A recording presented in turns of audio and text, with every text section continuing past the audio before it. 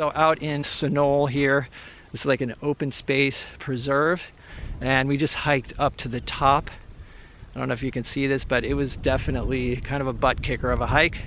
I'm here with Gerard Gutierrez. He's down setting up his stuff. I'm just kind of looking around. Got an idea in mind, so I'll show you that. Okay, so we are set up down by this cow trough here. I guess it's like a watering hole for cows. That's what I'm thinking of painting. I want to put this, Gerard, do you know what this thing would be even called? I thought it was a trough. Yeah, that's what I was calling it, like a cow trough. Or watering trough. Anyway, yeah, so I'm thinking I'm putting this watering trough in the foreground, and then there's some nice atmospheric perspective with these hills in the background are nice and blue, and the sun comes out and there's also a nice cast shadow right here. Do you have your compositional idea in mind? This slope will definitely be site-sized.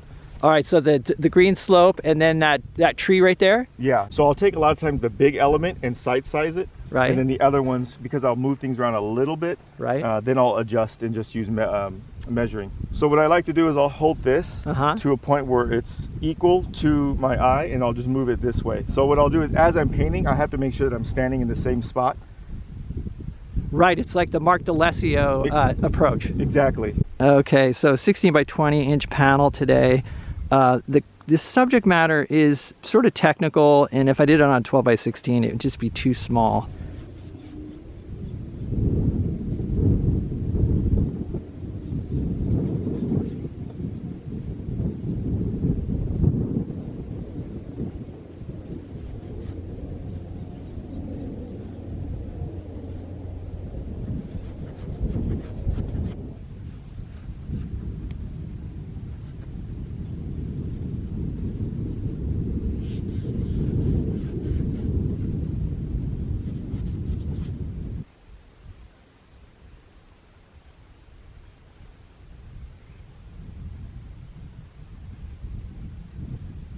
I also like the way that this hill was creating, drawing your eye downwards, and then this flat spot down here, this field was bringing it this way and this way, so to bring your eye to that tree. And I had it, I think, too big in the beginning and then too small, and I think I have it just right now. Yeah, it looks good to me.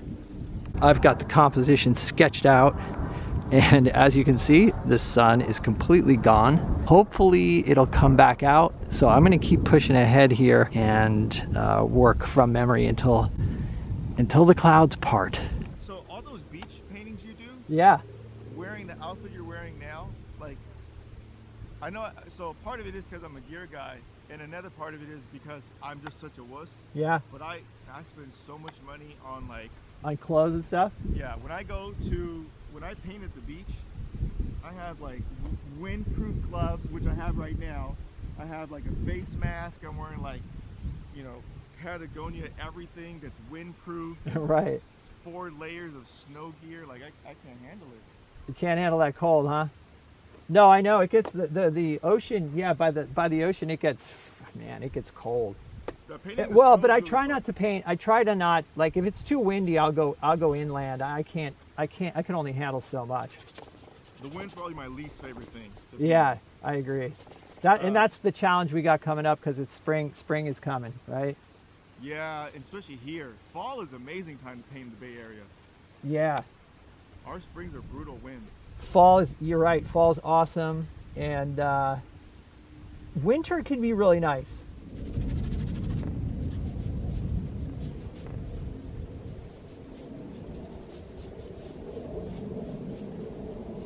Are you mixing on the fly, or do you do a lot of pre-mixing? I mix on the fly, especially like right now, hoping that these clouds part and then I'll get the color back. We'll see, but yeah, I kind of mix on the, I'm pretty spontaneous color mixer, but I will occasionally pre-mix.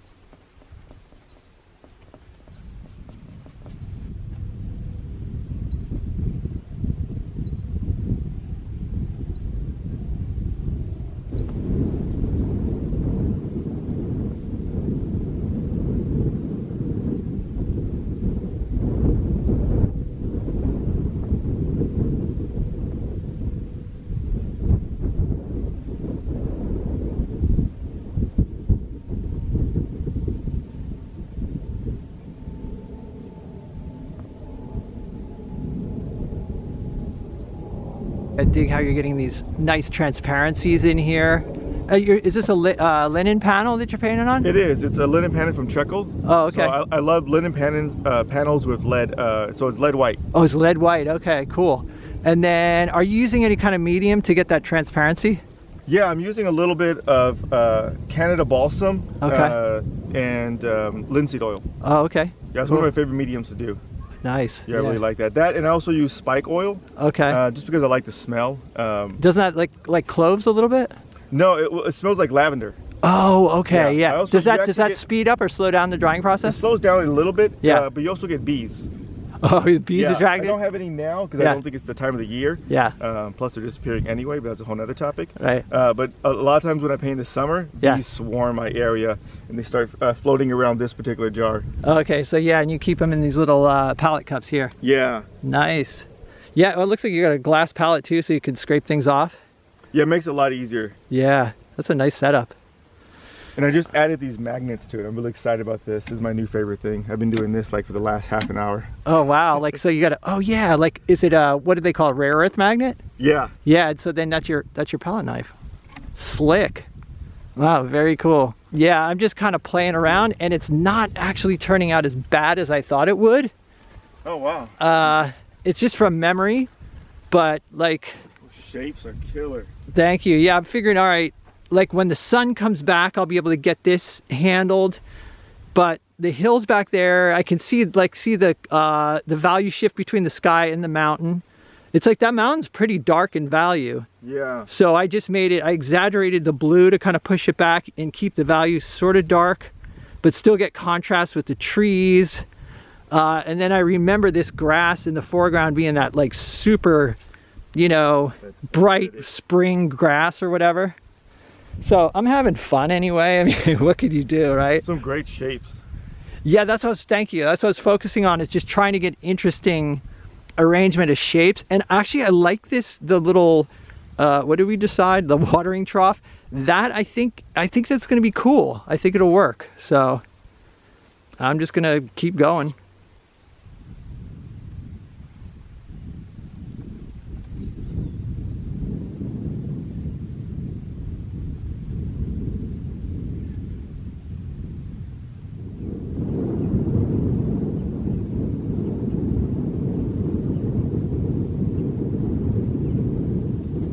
The sun is not coming back, but still having fun with this. There's sort of like this dirt area around the trough. I'm gonna decide what color I want that to be. The value is maybe just slightly darker than the grass. So I'm gonna make sort of a warm reddish color. And then I'll probably mix it with something like dioxazine purple to create the shadows.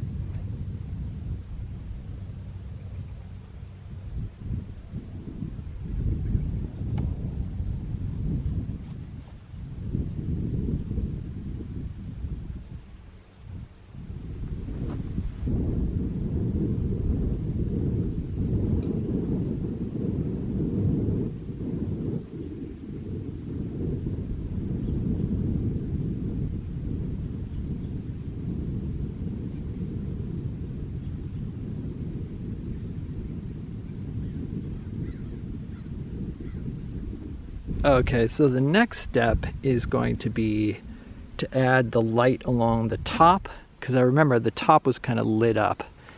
And so I'm going to add, you know, just the light along there. So I'm going to mix up two types of white. White with a little bit of ultramarine, and then white with a bit, probably of cadmium yellow medium. And I want to leave some of the orange on there. I like those little pops of orange. So I don't want to paint over that completely.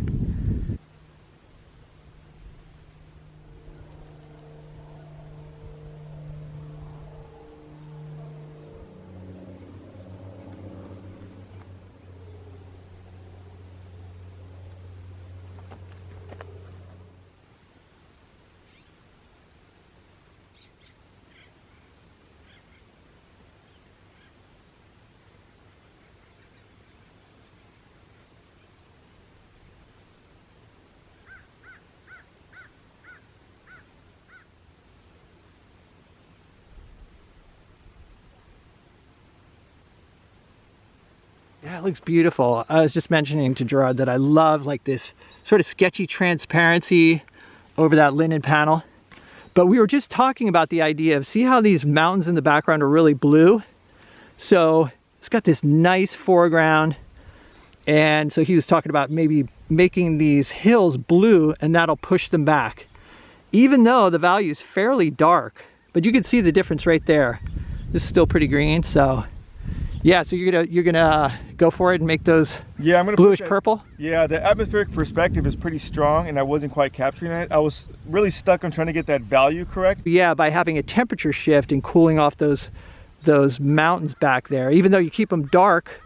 Yeah, I think that's gonna be cool, because this looks really beautiful so far. I'm digging it. Like this shape here of this tree with this sort of shadow, and I like that line, that diagonal line across, like right here. Yeah, so yeah, that's gonna be nice. So I'm gonna stop here, and I have to say, I think it came out better than I thought it was gonna come out. And this idea of just mixing up a warm tone and then mixing dioxazine, I think that created a convincing feeling of light. I think the values in the reflected sky in the trough worked out. So overall, a fun experiment. Just kind of checking compositionally to see if there's anything that bothers me, and I do notice this line right here and this line are parallel. That's a problem. So I'll probably bump up the hills here because I like this straight line across here, so I don't want to change that. So I'm going to change the mountain.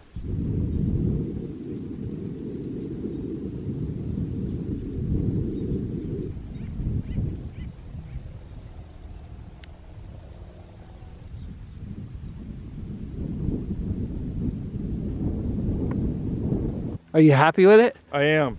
Yeah, it's beautiful. Making those hills cooler made a huge difference in really pushing that atmospheric perspective. Yeah, the sun going in and out was definitely a hassle. Yeah. And it was trying to decide which one, because I like this actually, it's overcast, and then the sun will peek through, and I'll go, no, I like that more. And then I would try to quickly get in the shadows, and then they would disappear again. And I'll go, no, I like this overcast. Right, you like chasing the light. Yeah.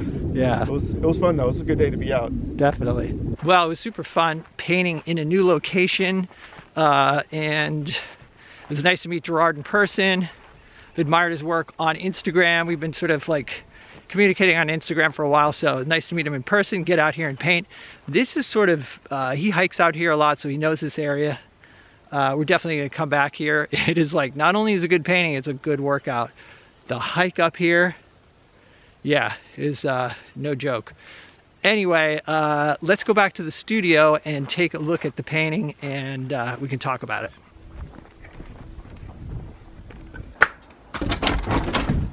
All right, so I set it in one of my floater frames. Just give me an idea of, you know, what I need to do. I think that this, bumping this, you know, the hill up there, that corrected that problem of those two parallel lines.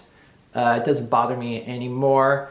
I do like the colors. I mean, they are pretty exaggerated, but, you know, if I get back from it, you know, to see it hanging on a wall in a room, I think it's actually, I don't mind it. The thing that I was really attracted to was the reflection of sky in the water, and I think that that worked out pretty well. It seems pretty convincing. So painting from memory was not as difficult as I thought. It turns out there weren't that many color options, you know, really. I knew like the grass was going to be obviously a really saturated, high value green, and you know, the distant hills were blue, and as you guys know, I'm trying to make a good painting anyway, so I push color, I alter color, I move things around. So I felt that, you know, instead of just giving up, which for a moment there when that sun went away, you know, I'd taken a reference photo and I was excited to work from the scene with full sun, but then the clouds came and I was sort of discouraged, but I thought, you know, I'm out here, I'm just gonna play around and have fun, and overall, it was a good experience. I really liked Gerard's painting, and it was cool to see his process.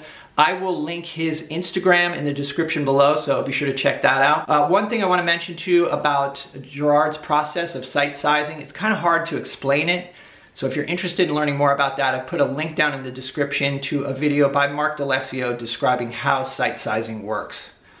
and that's the kind of painting that Gerard does. We're gonna come back to this location, and he's got a drone, so we may even get some cool drone footage.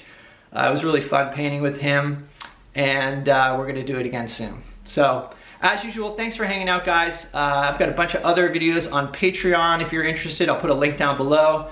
Patreon support really helps keep me making these videos. So if you're interested in supporting the channel, seeing some extra content, Patreon link below. Other than that, stay creative, and I'll see you guys in the next video.